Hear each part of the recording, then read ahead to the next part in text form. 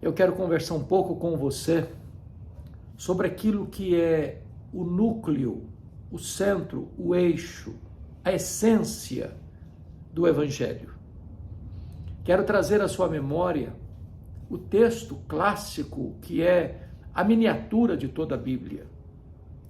E esse texto talvez você já o conheça, talvez já o conheça de cor, talvez já tenha repetido tantas e tantas vezes, mas é sempre novo, oportuno, necessário, abençoador. Refiro-me a João 3,16, porque Deus amou o mundo de tal maneira que deu o seu Filho unigênito, para que todo que nele crê não pereça, mas tenha a vida eterna. Está aqui a miniatura da Bíblia. Está aqui a mensagem central das Escrituras. Está aqui revelado o próprio coração de Deus. Está aqui demonstrado de maneira tão eloquente o agir de Deus em virtude do seu amor por nós. E destaco, portanto, a partir de agora, alguns fatos tão gloriosos deste texto. Primeiramente, a pessoa que nos ama, porque Deus amou o mundo. Quem é este Deus? De quem se trata? Este Deus é o Deus autoexistente, infinito, imenso, eterno, imutável, onipotente, onipresente, onisciente, transcendente, imanente, soberano.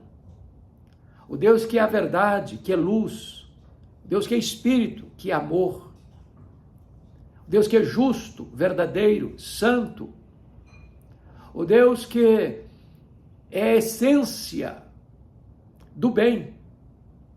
E então, este Deus é quem nos amou. Ele nos amou primeiro, só então nós o amamos. Ele não passou a nos amar porque nós o amamos primeiro, não. O nosso amor por ele é apenas o refluxo do fluxo do amor dele por nós. Na verdade, ele nos amou com amor eterno. Ainda não havia céu nem terra, não havia estrelas nem galáxias, não havia anjos nem homens, só havia ele.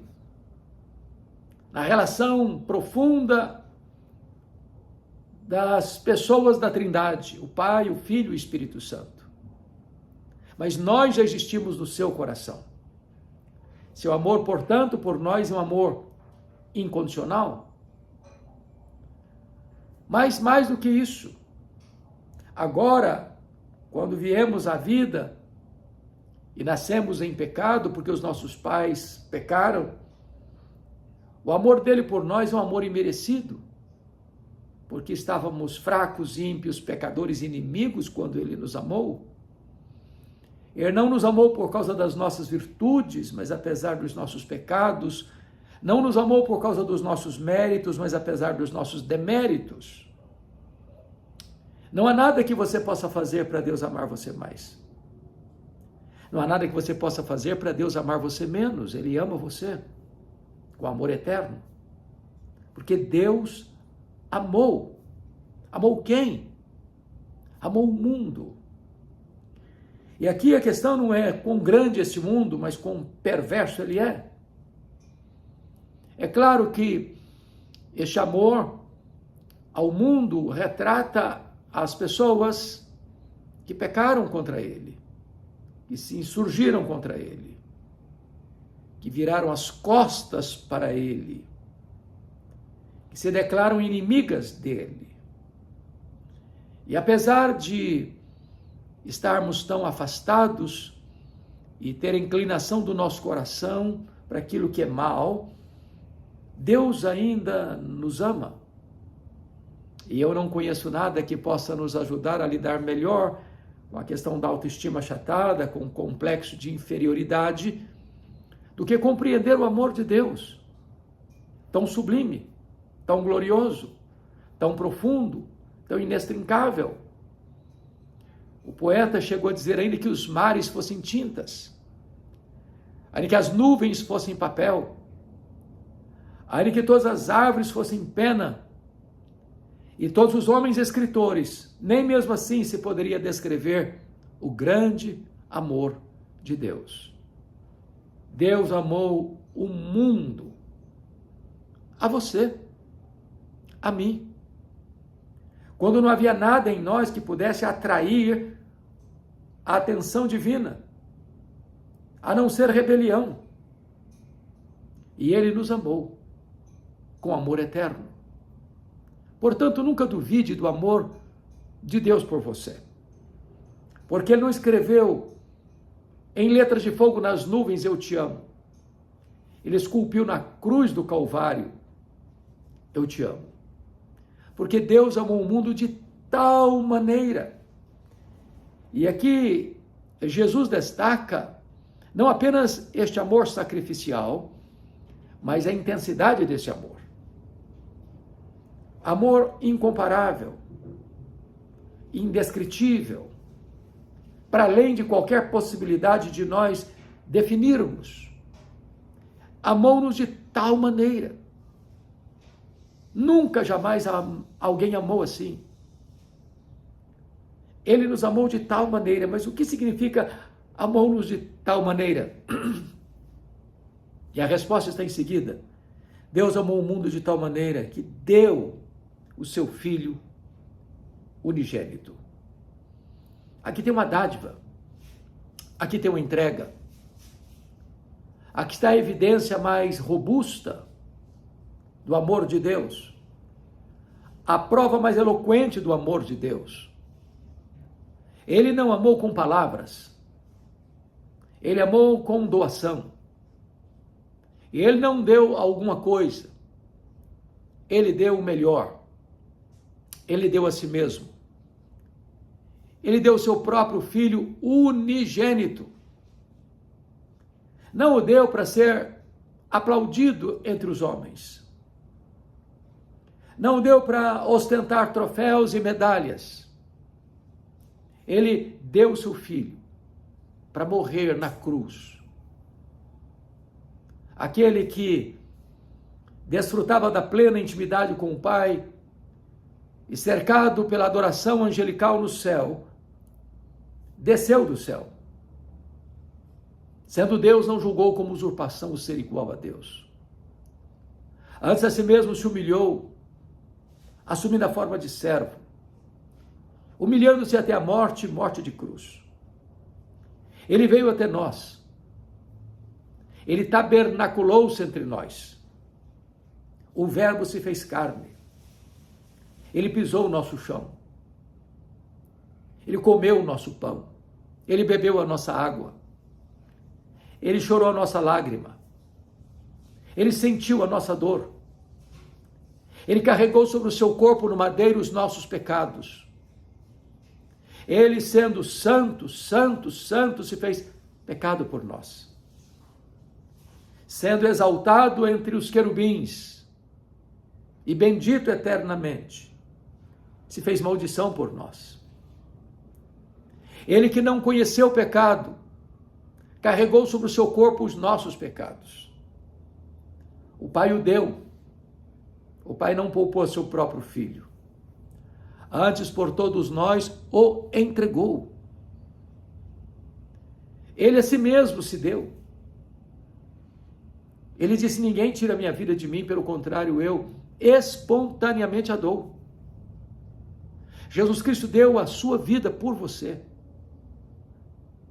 Ele não foi para aquela cruz esperneando. Ele não morreu como um mártir. Ele não morreu naquela cruz porque foi uma vítima indefesa da máquina pesada do Império Romano. Ele não morreu naquela cruz porque o sinédrio judaico tramava e urdia e conspirava contra ele para prendê-lo e matá-lo. Ele não morreu naquela cruz porque Judas o traiu por ganância, ou porque Pedro negou por covardia, ou porque Pilatos o sentenciou por conveniência política. Ele não foi pregado naquela cruz porque os soldados cruelmente o prenderam naquele lenho. Não, ele foi voluntariamente. Como um rei caminha para a sua coroação, ele caminhou para a cruz. A palavra de Deus diz que ele não levou em conta a ignomínia, a vergonha da cruz, pela alegria que lhe estava proposta. A alegria de conquistar você pelo seu amor, de comprar você com o seu sangue, perdoar os seus pecados, dar a você a vida eterna. Deus amou o mundo de tal maneira que deu o seu Filho unigênito. Deus deu tudo. Deus deu o melhor. Deus deu a si mesmo. Deus deu o seu próprio Filho. Para morrer. E morrer pelos nossos pecados. Não havia outra possibilidade de sermos reconciliados com Deus. Nós não podemos mudar a nós mesmos. Não podemos limpar a nós mesmos. Não podemos redimir a nós mesmos. Jesus morreu para nos libertar do pecado pelo seu sangue. De tal maneira que a morte de Cristo não apenas possibilita a nossa salvação. Ele morreu para comprar-nos para Deus. Para comprar com o seu sangue os que procedem de toda tribo, raça, povo, língua e nação. Nele nós temos copiosa redenção, eterna salvação. Deus amou o mundo de tal maneira que deu o seu Filho unigênito. Agora vejamos, para que todo que nele crê não pereça, mas tenha a vida eterna. Então não basta saber que Jesus Cristo veio ao mundo. Não basta você pertencer a uma religião, ou esta ou aquela, ou frequentar uma igreja, ou se submeter a rituais sagrados. A única maneira de você ser salvo é crendo em Jesus. A sua religião não pode salvar você. A sua igreja não pode salvar você. A sua denominação religiosa não pode salvar você. As suas obras não podem salvar você. Os seus pretensos méritos não podem salvar você. Seus sacrifícios, por mais intensos que sejam, não podem salvar você. Nenhuma psicologia de autoajuda pode aliviar o peso da sua consciência.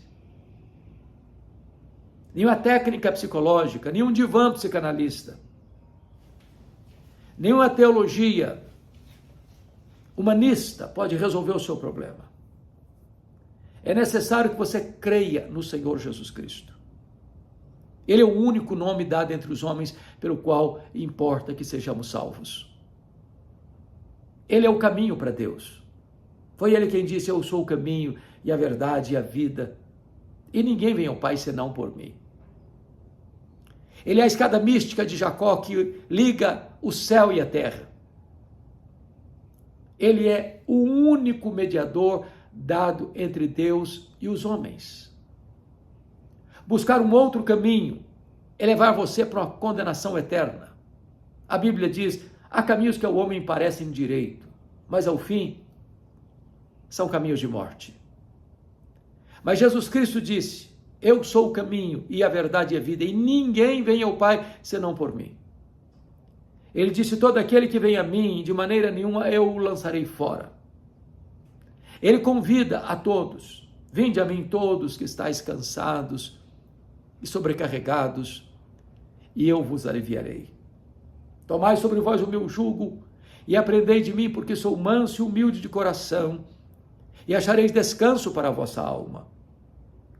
Ele também diz: as minhas ovelhas ouvem a minha voz, eu as conheço, elas me seguem, e eu dou a elas a vida eterna, e ninguém as arrebatará das minhas mãos. Ele diz: em verdade vos digo, quem crer em mim tem a vida eterna. Então, quando você crê em Jesus, você pode tomar posse da vida eterna. Não é uma conquista das obras. Não é um merecimento humano. Salvação não é alcançada por mérito. Nem mesmo a salvação é uma obra onde você faz uma parte e Deus faz outra. Não é sinergismo, onde você faz uma parte e Deus outra. Não. A salvação é uma dádiva de Deus. A Bíblia diz que Deus planejou a nossa salvação, que Deus executou a nossa salvação, que Deus consumará a nossa salvação. Tudo provém de Deus, que nos reconciliou consigo mesmo por intermédio do Senhor Jesus Cristo. Este é o único que pode lhe trazer salvação, vida eterna, perdão dos seus pecados. Mas Jesus Cristo disse: Deus amou o mundo de tal maneira que deu o seu Filho unigênito, para que todo o que nele crê não pereça. E veja você que há um risco, portanto, de uma condenação eterna. Algumas pessoas tentam apagar as chamas do inferno. Outras dizem: não, o inferno é aqui mesmo. Outros dizem: não, o inferno não existe. Essa questão de condenação não é verdadeira. No final vai dar tudo certo. Ao final todos vão ser salvos. Mas Jesus Cristo alerta para o perigo e o risco de condenação, de perecimento, para que todo o que nele crê não pereça. Portanto, há salvação não para todos, sem exceção. Há salvação para todos, sem acepção. Ricos, pobres, grandes, pequenos, doutores, analfabetos, religiosos, não religiosos. A salvação é oferecida a todos, sem barreira racial, sem barreira etária, sem barreira étnica, sem barreira de gênero. Todos são alcançados pela salvação. Quem? Todo aquele que nele crê. Não perece, mas tem vida eterna. A Escritura vai nos afirmar: todos quantos o receberam, Deus deu-lhes o poder de serem feitos filhos de Deus, a saber, aos que creem no seu nome, os quais não nasceram do sangue, nem da vontade da carne, nem da vontade do homem, mas de Deus. Portanto, hoje, se você pôr a sua confiança em Jesus, se você entender que Jesus levou sobre o seu corpo no madeiro os seus pecados, se você compreende que ele morreu pelos seus pecados, se você compreende que você é um pecador e não pode salvar a você mesmo, se você está consciente de que a sua igreja, a sua religião não podem salvar você, que nenhum homem, nem o Papa, nem Paulo, nem Pedro, nem Maria, nem o sacerdote, nem o pastor, nem o missionário, nem qualquer outra pessoa humana tem autoridade para perdoar os seus pecados, mas Jesus pode perdoar os seus pecados, e só Ele pode. E você pôr a sua confiança nele, você recebe vida eterna. Portanto, aqui diante de você duas possibilidades: salvação ou condenação, céu ou inferno, vida eterna ou condenação eterna. Essa escolha está diante de você. E a Bíblia nos exorta: escolha a vida para que você viva. Deus não tem prazer na morte do ímpio, mas que todos se arrependam e creiam e sejam salvos. Você está diante da mais importante mensagem que o homem pode ouvir. Mensagem que requer de você uma decisão. Decisão intransferível.